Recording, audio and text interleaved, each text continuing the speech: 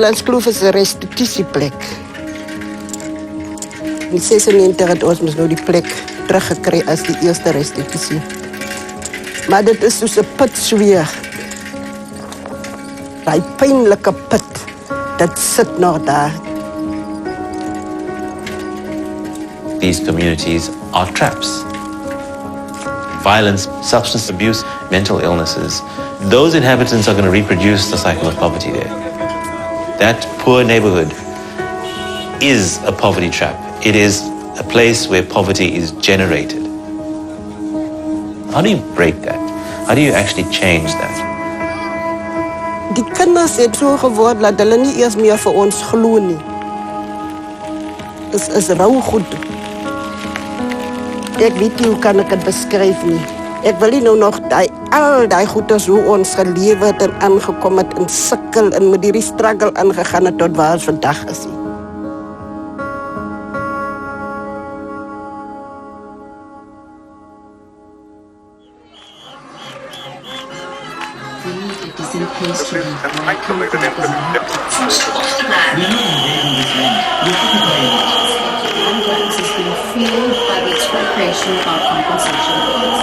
This is a moment both of danger and of opportunity, and we have to seize it as a society. The controversies, the levels of panic create a real opportunity for us to begin to come back to the land question, to land reform, and to debate how to do it properly this time.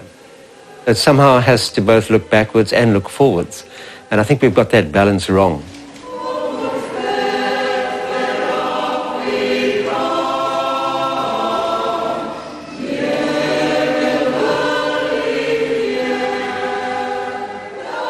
Kijk, dit was eindelijk een zaak wat een geschiedenis is. Ons was met een gemeenschap wat aan die kerk gebehoorde, aan die NG Kerk. Ons was met zending doeleindes. Mijn naam is Aletta Titus. Ik is geboren op Elandskloof. Ik heb hier opgegroeid en ik heb hier school gegaan. Dat is die schooltje wat hulle zelf gebouwd het. En dit was nou die kerk wat hulle gebouwd het. En hulle het met hulle jaren gebouwd. Die zijn doeleindes. Eindelijk is het voor mij een hartzeer story om het weer op te maken. Want ik was deel van die strijd van die begin af. Ik is Magie Januari. Ik is hier geboren. Uitgesmyt 1962 en weer teruggekomen 1996. En ik is die schoondochter van Jan Januari, wat die leier en voorzitter geweest het. Ons was zo onkundig geweest, dat baie van ons als kindertjes gedinken, dat is hier Jezus. Als hij komt, had ons altijd onze handjes bij elkaar gevouwen en geknield. Want die komen hier Jezus aan. Zo onkundig was ons. Maar zo respect heeft die man afgedwongen. Tot zijn dood toe. Ik is Louis Resant. Was het min of meer op diezelfde plek gebleven waar ik geboren is. Het was moeilijke tijden geweest. Mijn pa had ook die tijd werk gekregen. Want toen moet hij nog net als ze waren gaan leven op de predikant. Maar die kerk heeft niet geld gehad om te betalen. Zo hij is maar op zijn eigen zo aangegaan. En hij is goed aangegaan. Als kinders. Ik was al opgesleid, net oor. Ik heb voor een blanke dame gezegd. Hallo. Die sergeant wat die geweest. Hij heeft een baie mooi meisjekind gehad. Zij draagt mini. En die andere ook hier aan die andere kant van de straat. Hij heeft per ongeluk die dag. Nou, terwijl ze me bijkomt, toen zei hij van haar, maar jullie gaan smaad. Toen keek ze hem net zo. En toen klom hij nou op. Die was hij stappen in diezelfde richting. En hij voelde aan haar steren. Toen zei hij, pa. Hij man was feitelijk dood. Hij man was feitelijk dood toen hij is de stand gekomen en die slaan om die zwart aan bokken. Hij is niet meer plek om te slaan, want dat is net hoe en dat is bloed. Niemand, die dokters die ook die kaas moeten helpen. Want de zand is een charge. En dit is zeker maar gemaakt. Het betekent van ons mensen, zo bij van die mensen is bij hard. Want hulle kom uit 'n harde stryd uit. Maar omdat ons nie geherken was as mense, ons is deze gedierte.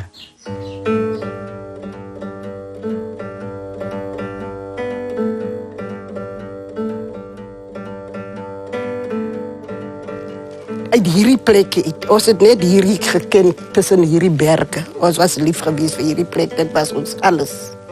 My pa het 'n donkieka gehad en 14 donkies. En 'n bees dan wat ons gemelk het. Ons het hoenders gehad. Jy gaan koop byvoorbeeld by iemand anders eiers. Daai ene slag, dan gaan koop, almal gaan koop by daai persoon vleis of wat ook al so het ons gelewe onder mekaar. So ons het nie geken van honger en die type dinge nie. Ons het geplant, vruchtebome gehad, al die goed. So ons was nie 'n arm volk, gemeenskapie. Ons was 'n ryk volk, ons het 'n standaard gehad. Ons het nie liaand gestaan. Nou, die kerk het vir ons mense gesê, soos ons oupa hulle vir ons vertel het, dat hulle moet die gedeelte geld te betaal. Maar nou het hulle mos die geld van hulle self gehad. En dit is die rede waarom hulle op die grenselaars boeken gemaakt het. Voor een 6 pence, een pond. Ons het ons eie gewoon klaar betaald. Betaal jullie klaar, dan is het jullie eiendom. En zoals onze mensen dat gedaan het. Bij het einde van die dag, toen het behoort die grond aan ons, toen behoort aan die kerk.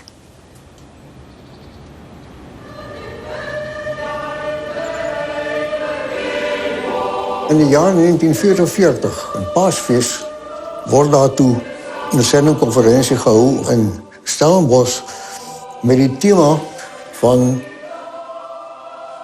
wat is die verhouding van die christenstudent teenoor die niet-blanke mensen? Wat zegt God zijn woord? Dit was die kernpunt geweest wat toen later van tijd die kernprobleem geworden in die kerkelijke leven. Ons het gesê, die Here se woord sê nee. Ons hoort by mekaar.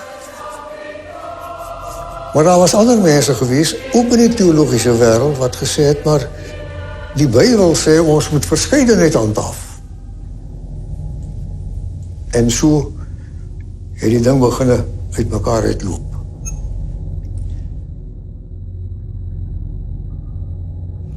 En het eerst die zending doen, eindig geskrapt. Want die grond is nou voor ons gegeven zending doen eindig om hier aan te gaan. Zo dat moet die zendingcommissie wees, hij in die staat wat samengewerkt. En toen we klaar die zending doen eindig geskrapt, toen verkopen we die grond.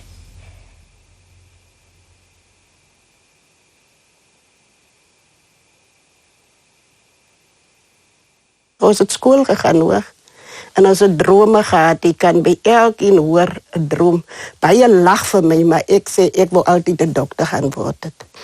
Nou die dag, ek sit in die skool. En een meisje sê vir my, dis julle huis wat daar brand. Mense, ek hardloop die soos julle nie gekom het, die dun beentjies van my. Ek hardloop, hulle kapitein my knikkel seker en ek huil. Toe ek by die huis kom, staan my pa op die leer en my ma hardloop met die emmer water om die dak nat te gooi.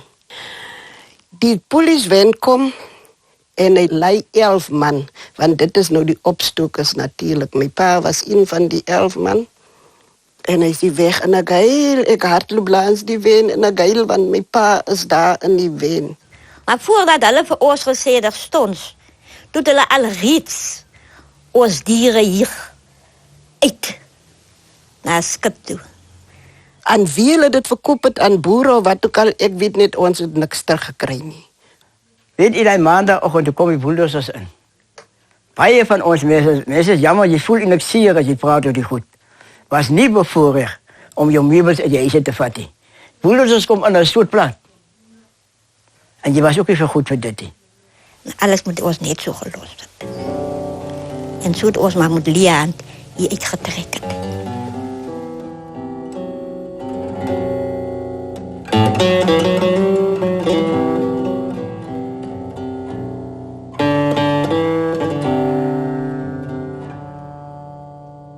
Die is soos ons nou getrek het. Net met dit wat jy kon dra, jy kan sien net wat jy kon dra. Nou toe ons buitekant toe ons nou hier uitgesit is, of uitgesmyt is soos ek sê, daar waar die bome so mooi groen staan, dit is waar ons gebly het tussen die bosse. Dit het gemaakt dat we later hartaanval gehad hebben. Ik was dus in wat mal geweest. En ik had altijd gezegd, omdat ik kom met de zwaar tijd. Bij ons was nooit gehelpen. En nu nog dit ook. Mijn zusters wat een beetje goed dragen, ze met onze kleren was, kost maakt als haar kost is. En onze kost was meer dan 1 week, was maar een blikje vis. Dat was moeilijker daar. Dat was moeilijker daar. Als afscheid daar. Want het was niet lekker. Ze zei als me zo zien. Wat is ze? Waar kom je vandaan? Want het was een kleine mensen. Is een hond. Die bestaan niet bij ons. Het is de andere kant tot op vandaag. Dispossession starts very early on. It actually starts with the first white settlers to South Africa, 1652. Within a few years, the local Khoisan inhabitants have effectively lost their land. And it really speeds up in the 20th century. Under the apartheid regime, we see possibly even 10 million people displaced, uprooted through forced removals. So one of the first acts passed in 1994 by the new Democratic Parliament was the Restitution of Land Rights Act, which allows people to claim land from which they were dispossessed. There was a big information campaign. And in the end, around 90,000 claims were lodged. A court in South Africa has ruled that a black community can reclaim land it was expelled from under the old apartheid regime. Today is a day to celebrate. Today was a very well-chosen day, the day of reconciliation. Die droom, had ons gedroomd dat het vandaag waar geweest. En vandaag voel ik bij je blij. So wonderful. Dit kan ek met vreugde doen, want dit is vir my 'n baie groot voorreg om vandag hierdie dokument oor te handig aan die gemeenskap. En dit is die titelakte wat sê die Elandskloofplaas is nou julle plaas. Baie geluk.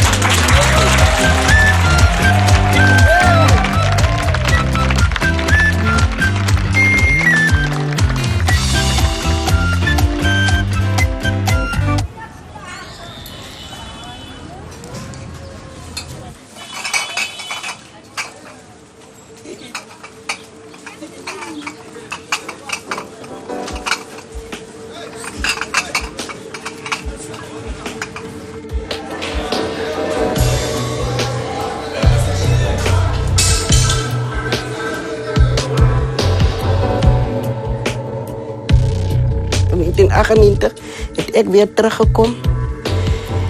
En dit was maan skyn beloof, sterre en alles. Maar dit wat ons gekry het, ek het gesê ons het vir Elandskloof so gekry.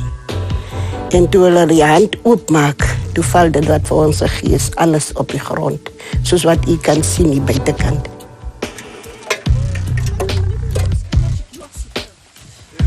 Die moes huise gebou word. Ons het nie eers selfoon opvangs nie.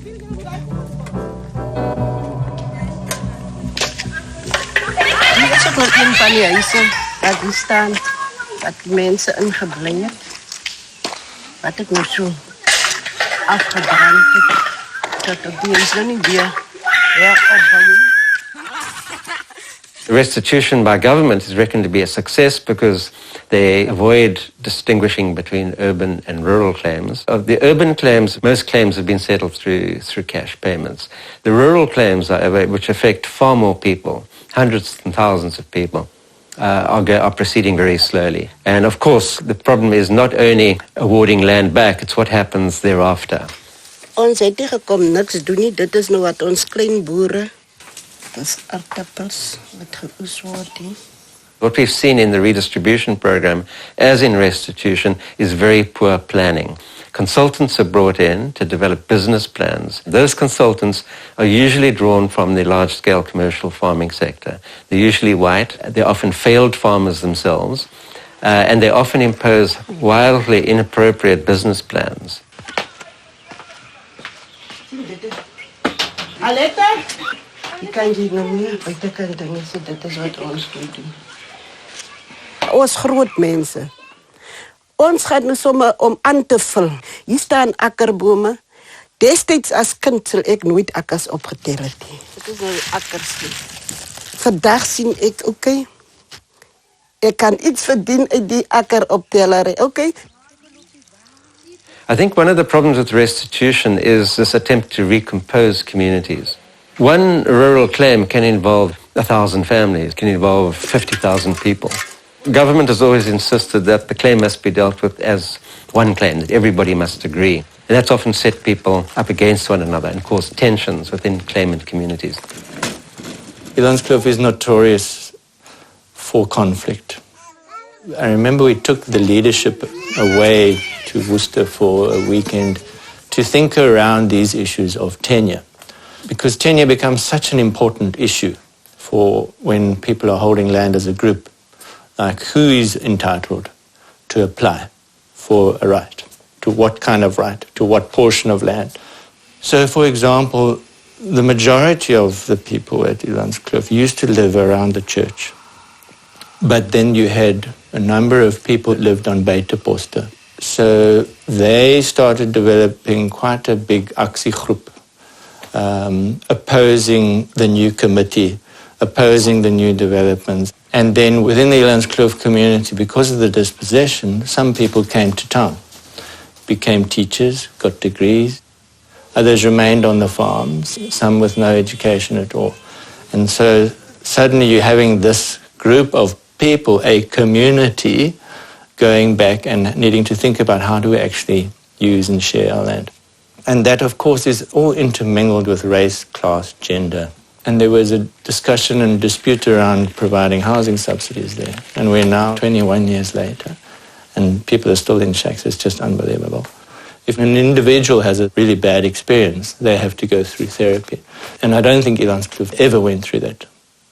And I think we didn't actually understand sufficiently how the past needs to be taken into account in the present and in planning for the future.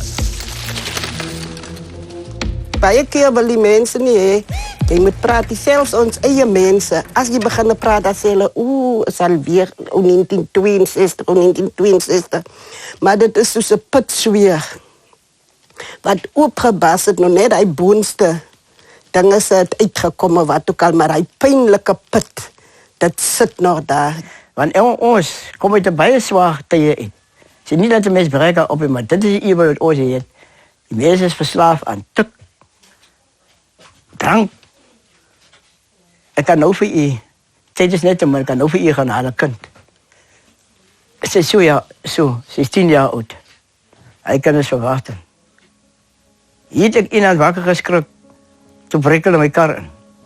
Maar is nie die eerste keer, is die derde keer. Ek dink ek vanaand is genoeg. Genoeg is genoeg. Sluit ek my kleedje op, ek haal my 4 wapen spanning. Toe ek na die kar toe gaan, toe glip hy op by die muur. Ek skiet daar 2 skote om. Maar hy het geraas. Toe hakel ek naar hom, want ek wil hom doodskiet. En ek sê vir hom, ek gaan my ganse silencer aansit. Ek gaan al so groot, ek sluit die deur, stukjes uit in my zak. Ek kan nie eet nie. Al so groot plastic zak. Ek sê, klim daar in die zak. Hy vraag my, hoekom? Ek sê, klim jy nie in die zak? Ek wil net vir jou ding wees. Skiet jy sommer nou dood. En dan gooi jou dit sommer hier berg af. En niemand sal weet, hulle het nie so goeie spootklap nie. Hy wil by my, klik. Dat is alles voorbij.